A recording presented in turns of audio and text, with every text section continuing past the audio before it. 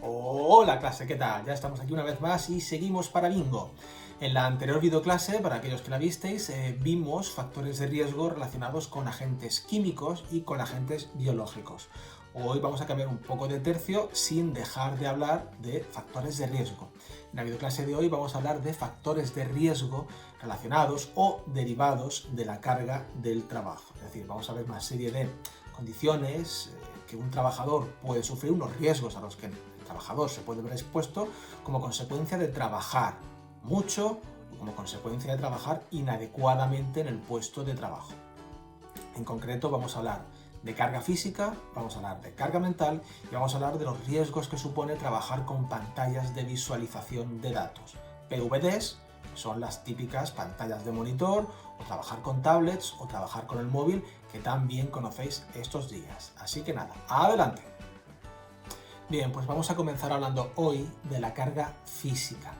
La carga física no es ni más ni menos que el resultado de realizar esfuerzos físicos por parte del trabajador.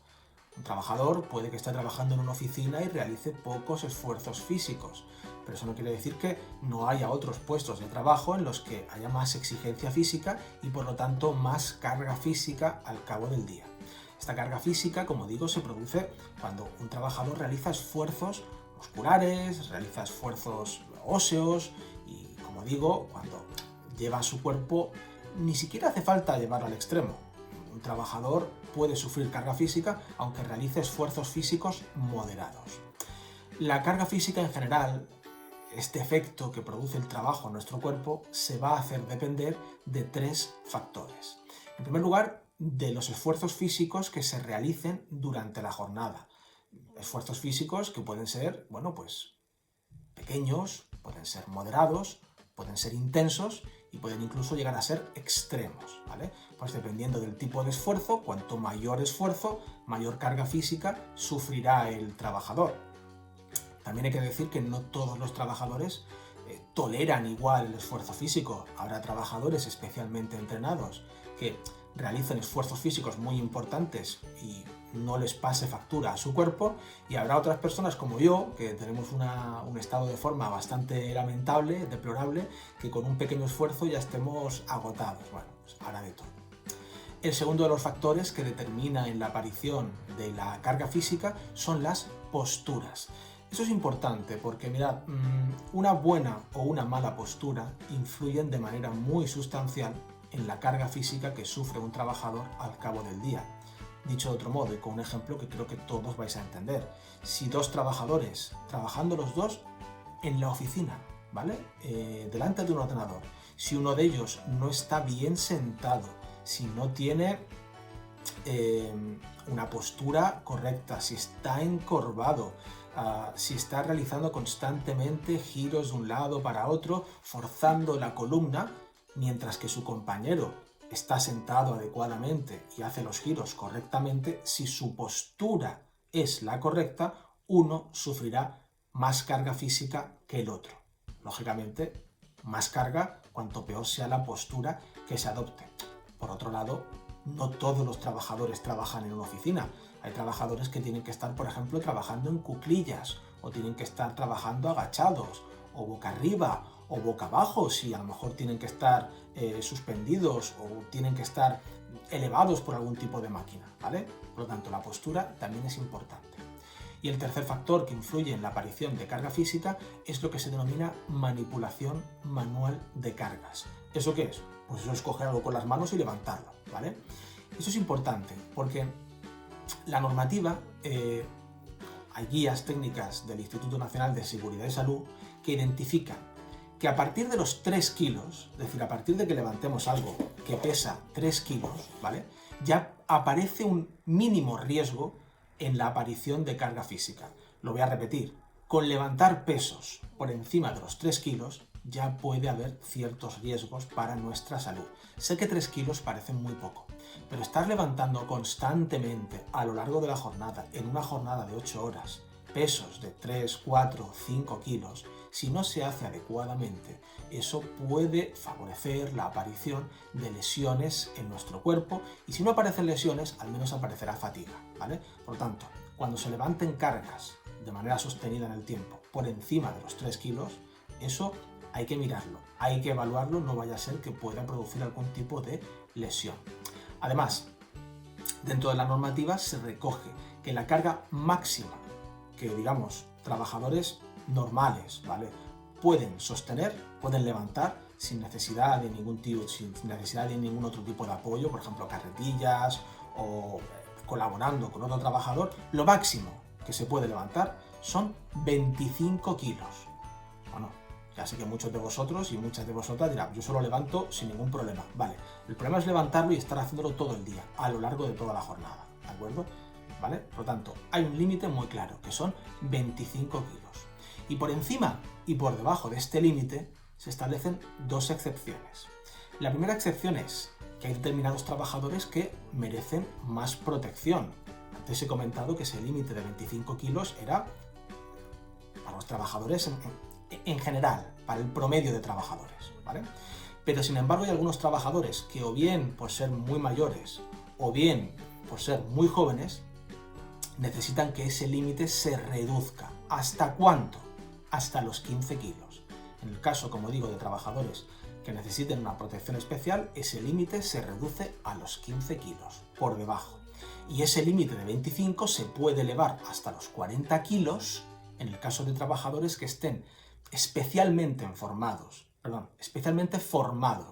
y especialmente entrenados, y únicamente en situaciones esporádicas, ¿vale? Es decir, no siempre levantar más de 25 kilos hasta esos 40, sino de cuando en cuando y tampoco demasiado, ¿de acuerdo? Porque de lo contrario estamos poniendo la salud de ese trabajador en peligro. Así que, a modo de resumen, repito, lo normal 25 kilos de máximo que se pueda levantar.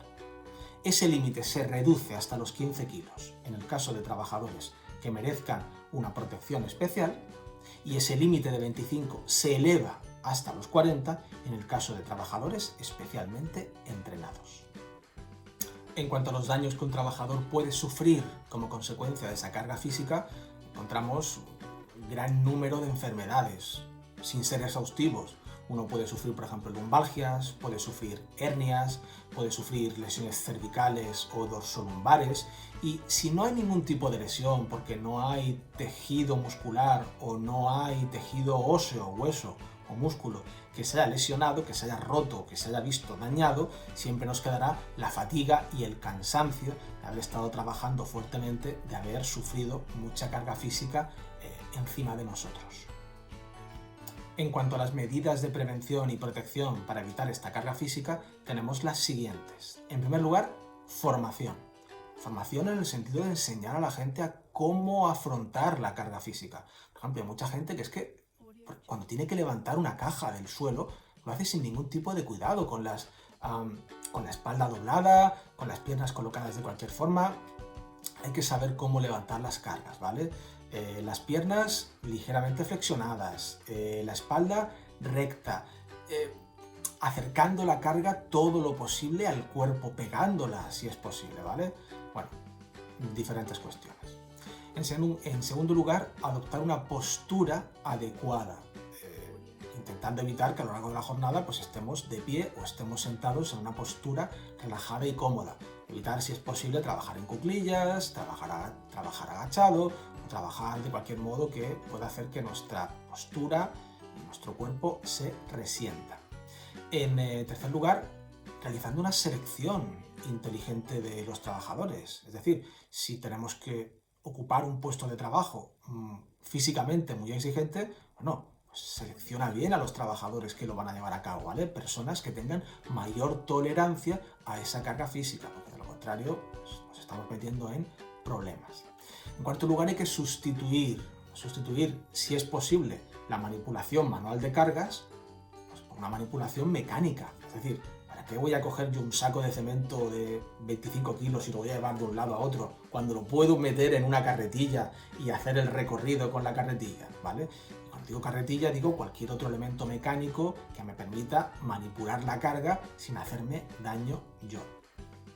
En quinto lugar, realizar estiramientos y ejercicios de relajación tanto antes como después de realizar esas manipulaciones o de realizar esos esfuerzos físicos. Pensad, por ejemplo, en los futbolistas o en los deportistas, como antes y como después de llevar a cabo una actividad física importante, pues hacer estiramientos, ¿vale?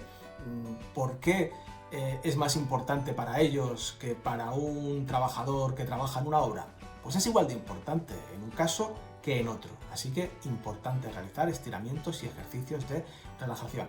Y por último, llevar a cabo rotación de puestos de los trabajadores en dichos puestos de trabajo. Es decir, que si hay un puesto en la empresa en la cual hay que estar haciendo grandes esfuerzos físicos, que no sea una única persona la que lo haga toda la jornada non-stop, sino que se vayan tornando los trabajadores en ese esfuerzo físicamente más exigente.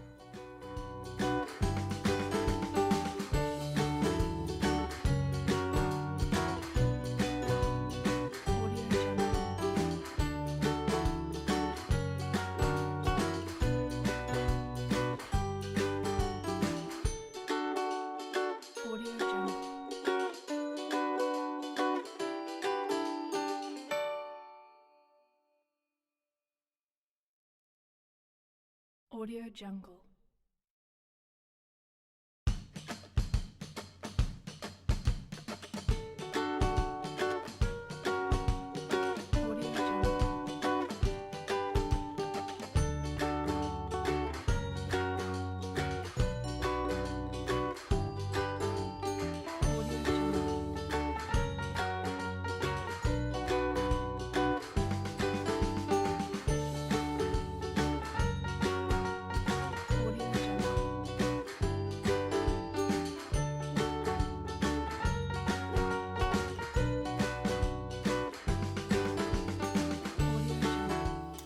En segundo lugar, vamos a ver hoy, después de la carga física, la carga mental.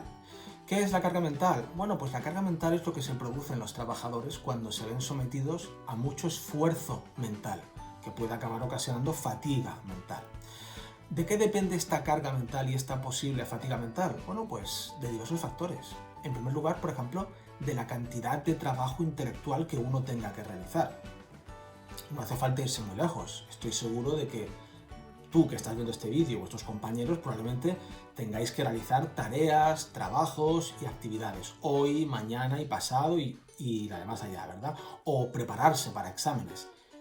Son esfuerzos intelectuales porque hay que memorizar o porque hay que aprender o porque hay que poner en práctica conocimientos complejos, ¿de acuerdo? Eso puede causar la carga mental, eso puede degenerar en fatiga mental, ¿de acuerdo?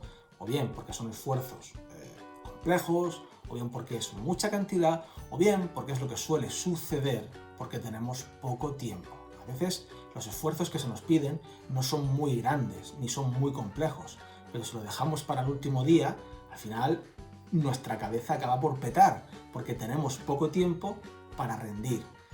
Y ese rendimiento, pues a lo mejor no es el adecuado, precisamente por ese poco tiempo del que disponemos. Algunos de los efectos que la carga mental produce en nuestro cuerpo son los siguientes. En primer lugar, dolor de cabeza. Pensad vosotros o vosotras, ¿vale? Cuando estáis estudiando para un examen, si realizáis un esfuerzo de estudio muy mantenido en el tiempo, al final la cabeza parece que os va a explotar, ¿vale? Ya no entra un dato más en la cabeza porque me duele. Bueno, pues eso es carga mental pura y dura. O si no, por ejemplo, lo que le sucede a los trabajadores de los call centers, de esos centros de llamada en los cuales pues la gente de Iberdrola o la gente de Telefónica o Vodafone recibe llamadas de gente que tiene problemas con su servicio.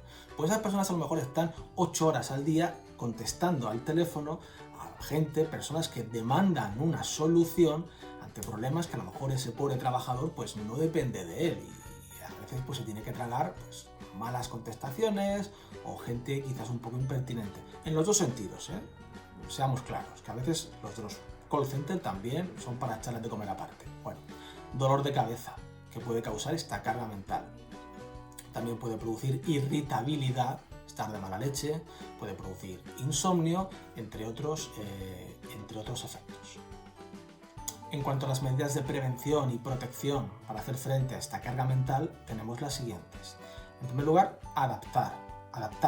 las exigencias del trabajo a la capacidad del trabajador.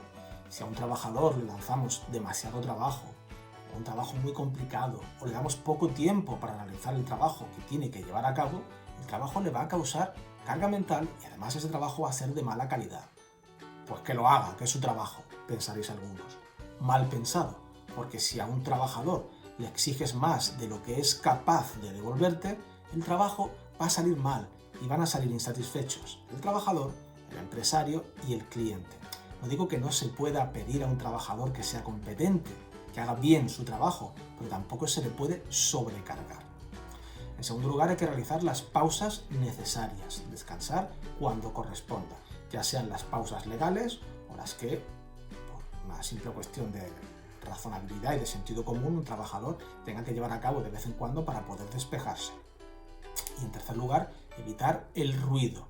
El ruido es uno de los mayores enemigos de los trabajadores y uno de los mayores amigos de la carga mental, ¿vale? Intentar trabajar en un entorno no ruidoso, lo más tranquilo y apacible posible, para que esa carga mental no se exacerbe.